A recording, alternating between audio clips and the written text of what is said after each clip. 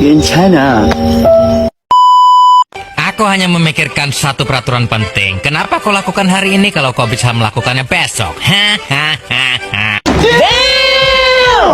A few moments later.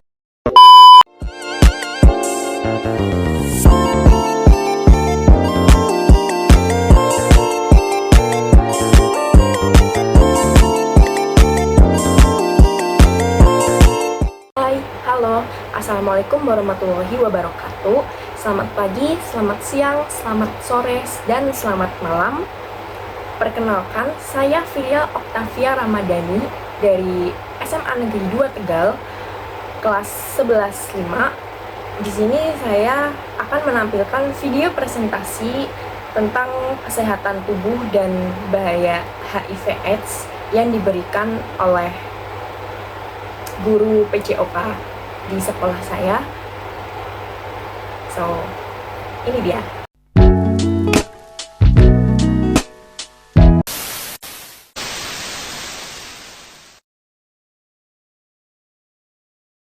Maksud dengan kesehatan pada tubuh, definisi sehat menurut World Health Organization merumuskan dalam cakupan yang sangat luas, yaitu keadaan yang sempurna baik fisik, mental maupun sosial, tidak hanya terbebas dari penyakit atau kelemahan atau cacat. Menjaga kesehatan dan kebugaran tubuh merupakan hal yang sangat penting. Hal ini karena dengan memiliki tubuh yang sehat dan bugar dapat mencegah tubuh terserang penyakit, sehingga kita dapat tetap menjalankan aktivitas sehari-hari. Ada banyak cara yang dapat dilakukan untuk menjaga kesehatan tubuh. Salah satunya adalah dengan cara peningkatan gaya hidup sehat melalui perilaku cerdik, yaitu 1. Cek kondisi kesehatan secara berkala. 2.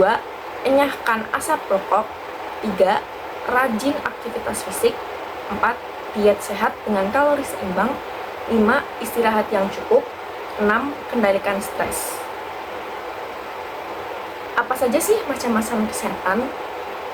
Kesehatan ada beberapa macam, yaitu 1. Kesehatan fisik. 2. Kesehatan mental. 3. Kesehatan sosial. 4. Kesehatan ekonomi.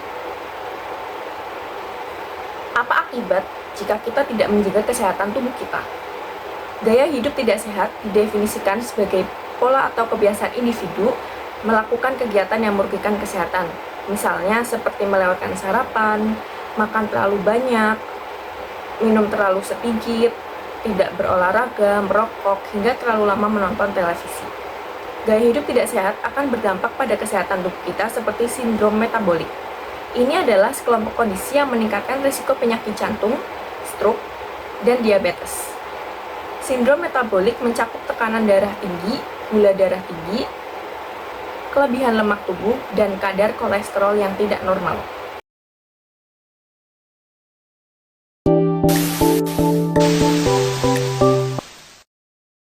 Nah, sekarang kita lanjut ke bahaya HIV/AIDS. Apa itu HIV? HIV adalah atau Human Immunodeficiency Virus adalah virus yang menyerang sistem kekebalan tubuh yang dapat melemahkan kemampuan tubuh melawan infeksi dan penyakit.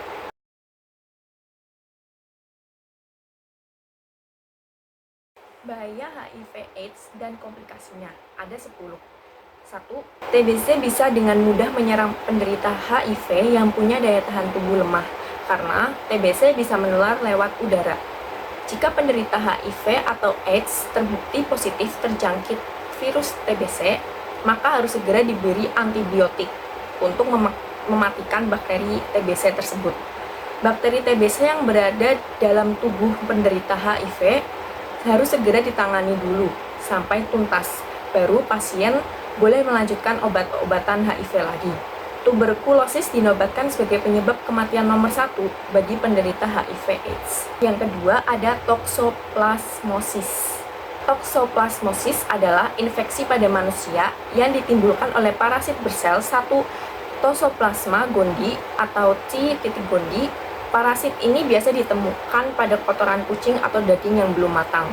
Sebenarnya pada sistem kekebalan tubuh normal, infeksi parasit ini tidak membahayakan. Tapi bagi seseorang dengan sistem imunitas rendah, seperti penderita HIV/AIDS, perlu penanganan medis serius untuk menghindari komplikasi yang lebih berat.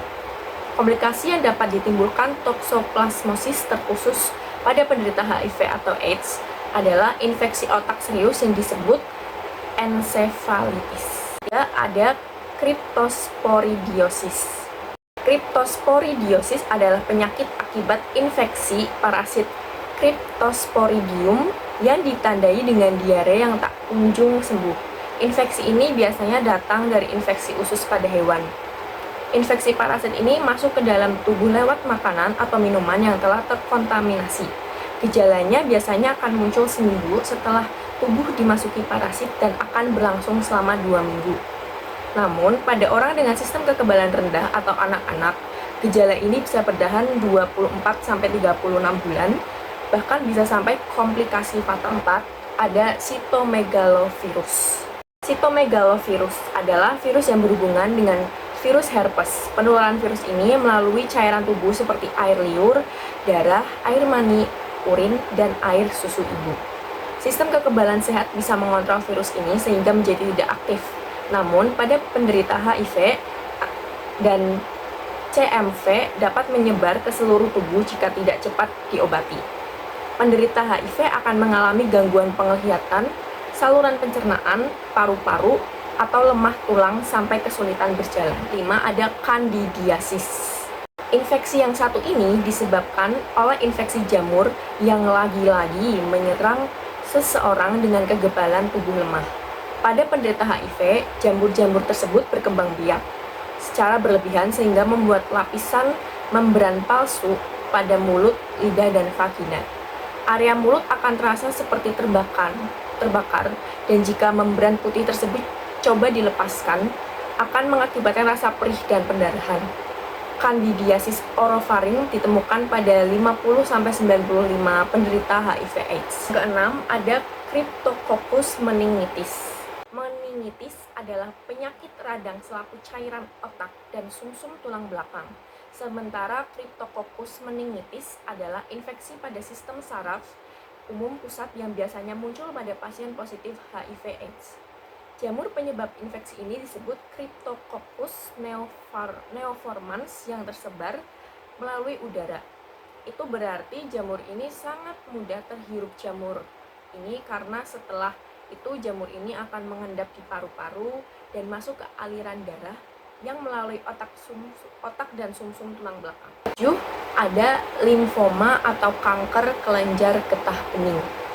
Limfoma atau kanker kelenjar getah bening adalah kanker darah yang menyebabkan kelenjar getah bening membengkak. Penyakit ini berawal dari sel kanker yang menyerang salah satu limfosit atau sel darah putih. Selain di kelenjar getah bening, limfosit juga tersebar di limpa, timus, sumsum tulang, dan saluran pencernaan. Limfosit yang terserang akan berubah, berkembang, dan menyebar secara tidak normal. Pengobatan kanker yang diterima penderita HIV/AIDS tidak berbeda dengan yang lainnya, seperti kemoterapi, radiasi, bahkan operasi. Efek samping dari pengobatan kanker pada pasien HIV/AIDS adalah rentan terhadap berbagai penyakit infeksi. Sistem imun pasien positif HIV yang sudah lemah akan semakin melemah selama pengobatan kanker ini. Makanya pasien HIV yang terkena kanker akan mendapat perawatan. Dan ada pneumonia kronis.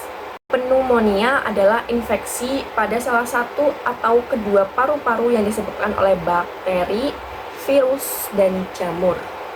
Mungkin kamu pernah dengar paru-paru basah. Ini penyakitnya. Kantung udara di paru-paru yang terinfeksi akan meradang dan membengkak. Infeksi ini sebenarnya bisa dilawan oleh siapapun berusia di atas 3 atau 4 tahun jika memiliki sistem kekebalan tubuh yang bekerja dengan baik.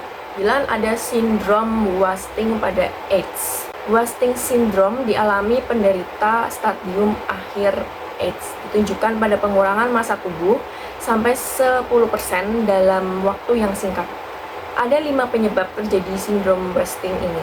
Pertama, tubuh butuh lebih banyak nutrisi untuk melawan virus HIV atau AIDS, sementara penyerapan nutrisi tubuh sudah tidak sempurna lagi.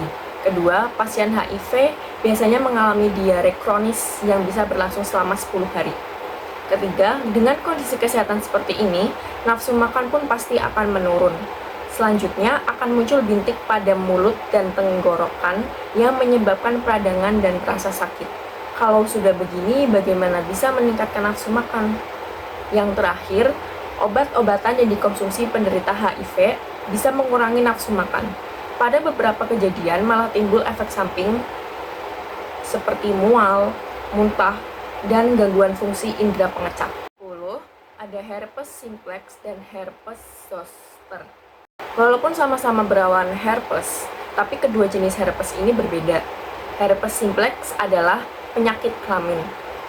Pasien yang terkena herpes simplex dapat melihat gejalanya dengan memperhatikan apakah ada muncul bintil-bintil kecil berkelompok seperti anggur pada anus, kemaluan, mulut, dan kulit. Penularan herpes simplex terjadi melalui aktivitas seksual, sedangkan herpes zoster adalah infeksi saraf dan kulit di sekitarnya. Virus penyebab herpes zoster serupa dengan penyebab cacar air. Virus yang tidak sepenuhnya teratasi saat pengobatan cacar air berpotensi menyebabkan penyakit herpes zoster ini. Sekian presentasi dari saya. Maaf bila ada kesalahan kata atau pengucap. Terima kasih. Wassalamualaikum warahmatullahi wabarakatuh.